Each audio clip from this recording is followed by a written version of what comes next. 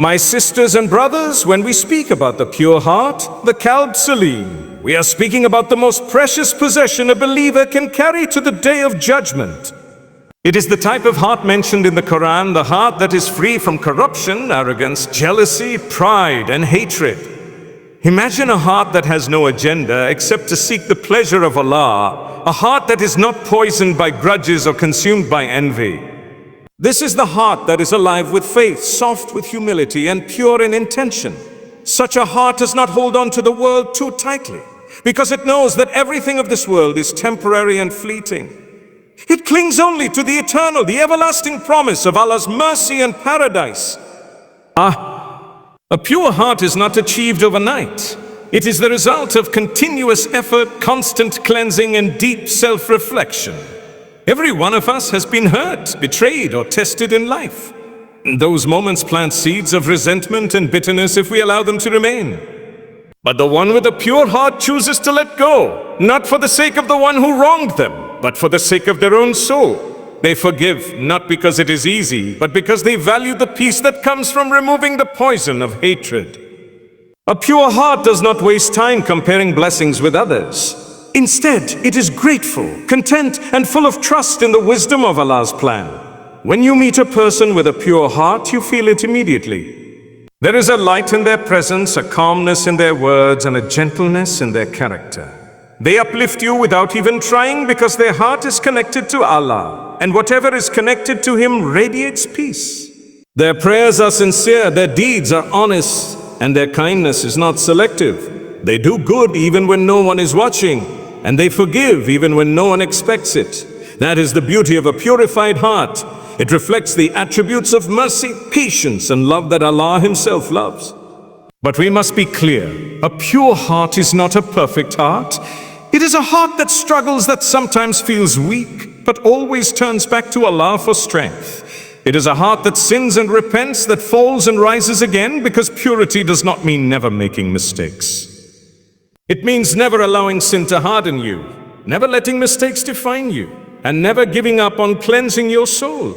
Every time you ask Allah for forgiveness, every time you choose to let go of envy, every time you prefer sincerity over hypocrisy, your heart becomes purer. And on the day when wealth, status, and lineage will mean nothing, it is only the pure heart that will stand in safety before its Creator. That is the heart we should strive for, because it is the only key that will truly unlock eternal success. The hard heart is one of the greatest dangers a believer can face, because it is a condition where the soul becomes numb to guidance and the heart no longer responds to the reminders of Allah. It does not soften with the Quran. It does not tremble at the thought of accountability, and it does not shed tears in repentance. A hard heart is like barren land. No matter how much rain falls, nothing grows. When a heart hardens, sin becomes easy and obedience becomes heavy, compassion fades and arrogance takes root. It is not that such a person is incapable of goodness, but that their heart resists it, choosing instead the fleeting pleasures of this world over the eternal comfort of the hereafter. The process of hardening does not happen all at once. It begins slowly with small acts of negligence, ignoring the call to prayer, dismissing guilt after sin, delaying repentance, and allowing pride to go unchecked.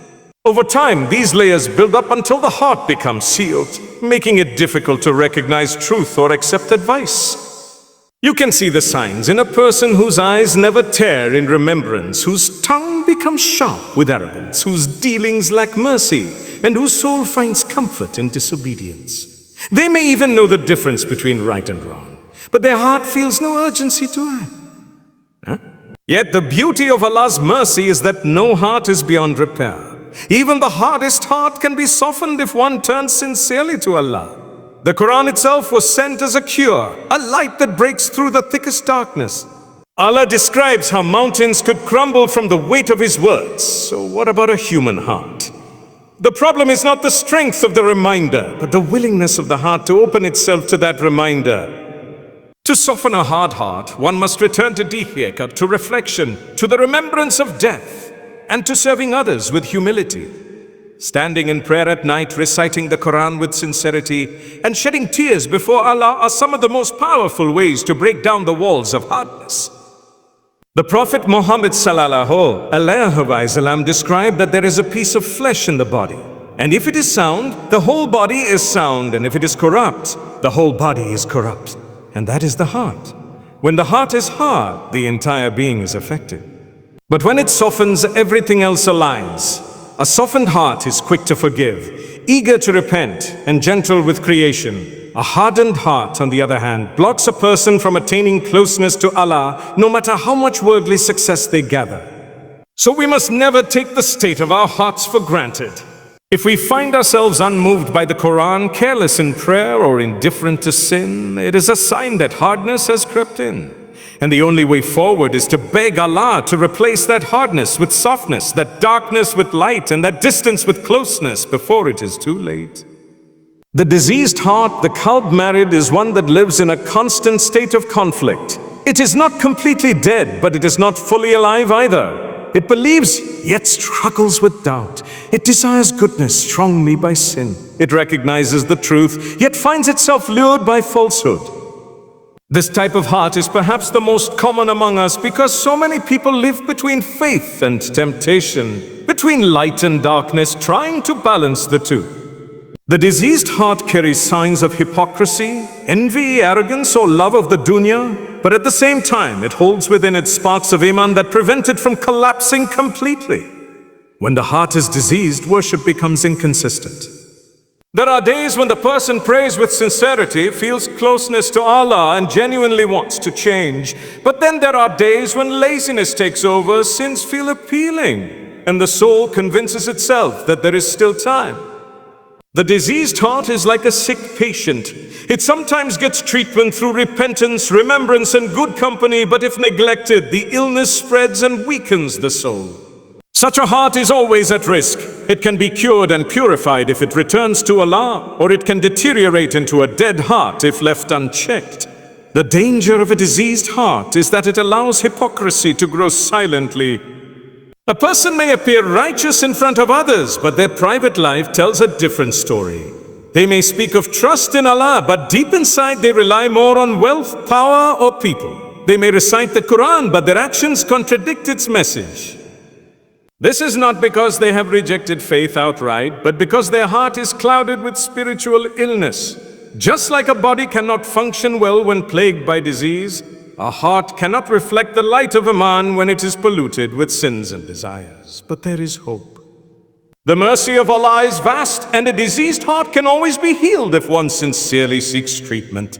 That treatment begins with honesty, acknowledging the illness instead of denying it. It requires repentance, seeking forgiveness, and surrounding oneself with reminders of Allah.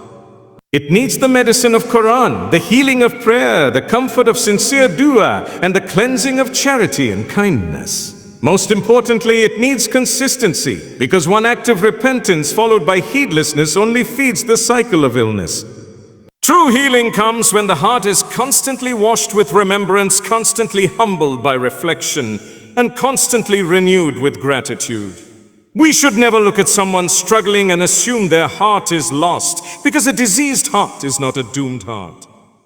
It is a heart in battle, and Allah loves those who keep striving, even if they stumble. The worst thing we can do is to stop fighting, to stop caring, to stop turning back. For as long as there is life, there is a chance to heal, and as long as there is sincerity, Allah will never close the doors of mercy. The dead heart, the Qalb Mayyit, is the most frightening of all. It is a heart that no longer feels the pull of faith, a heart that has been drowned in sins until it loses the ability to distinguish right from wrong. This is the heart that has chosen the dunya over the akhirah, desires over discipline, and arrogance over humility. Unlike the diseased heart, which still struggles and still feels guilt, the dead heart feels nothing.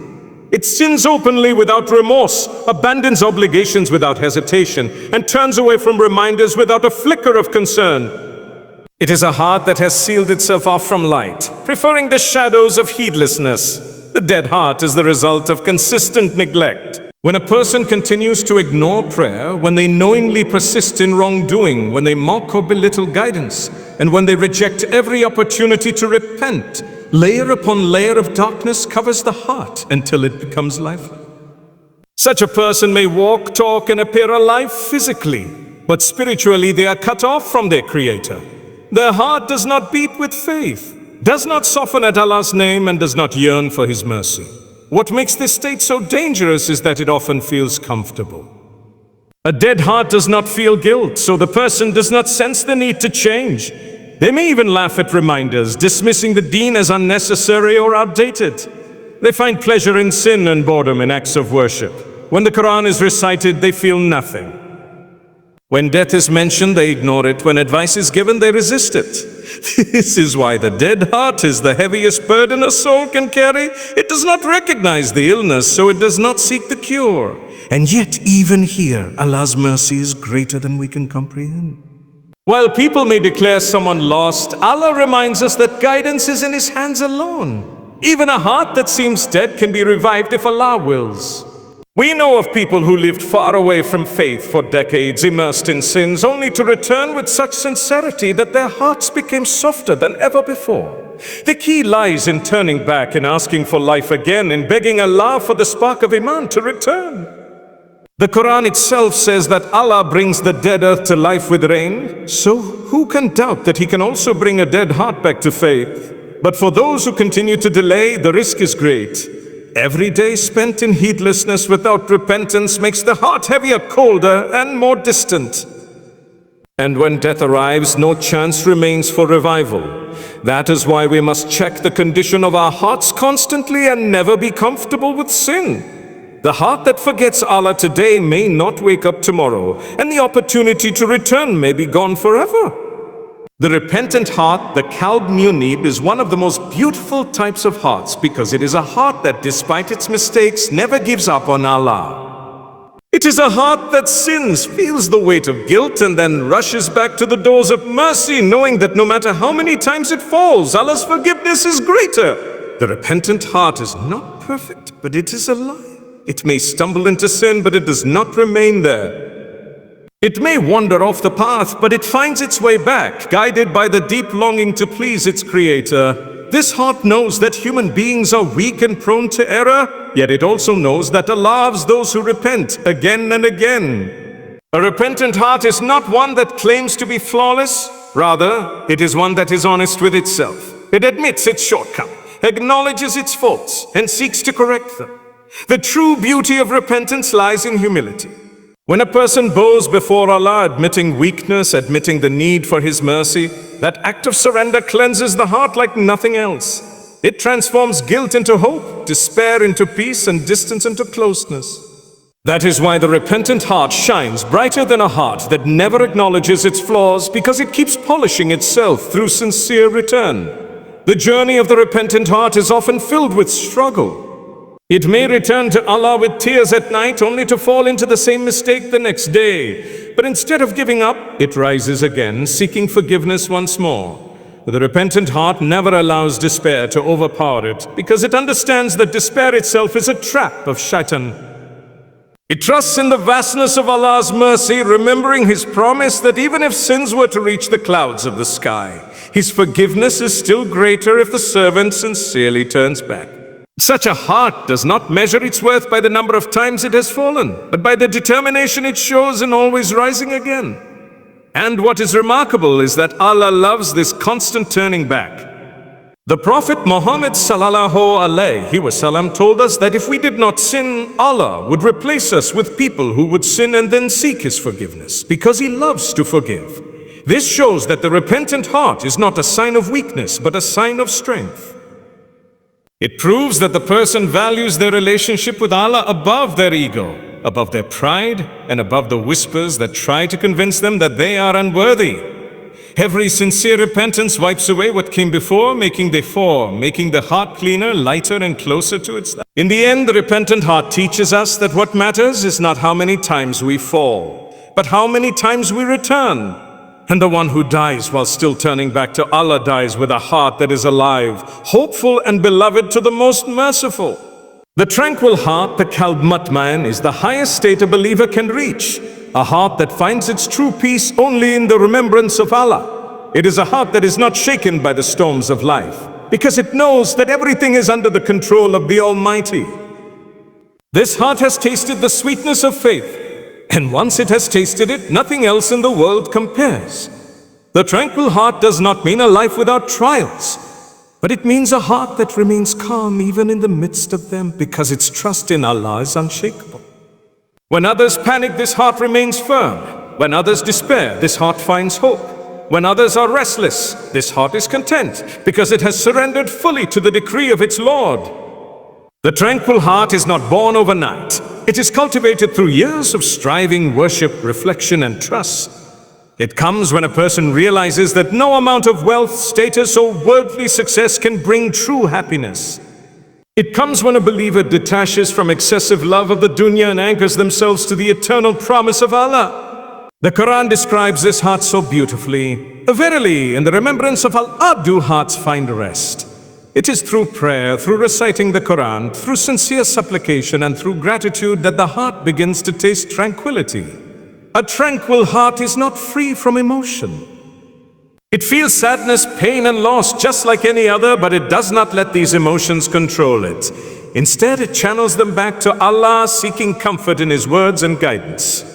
When calamity strikes, a tranquil heart responds with inna lillahi wa raji'un, knowing that nothing happens without purpose, and that patience brings reward far beyond what the eye can see. Such a heart views trials not as punishments, but as opportunities to grow closer to Allah. When you meet someone with a tranquil heart, you will notice their serenity. They do not rush after people's approval, nor are they shattered by people's rejection. They walk through life with dignity, humility, and calmness because their heart is attached only to Allah. They do not complain excessively about what they lack because they see every blessing, big or small, as a gift. They do not feel jealousy because they trust that what Allah has written for them will never miss them. This heart is at peace because it has surrendered fully to the divine will. And what greater honor can there be than for Allah Himself to address such a heart? On the day of judgment it will be said, O tranquil soul, return to your Lord pleased and pleasing. That is the ultimate reward for a heart that found its peace in Allah in this world. It will find eternal peace with Him in the next.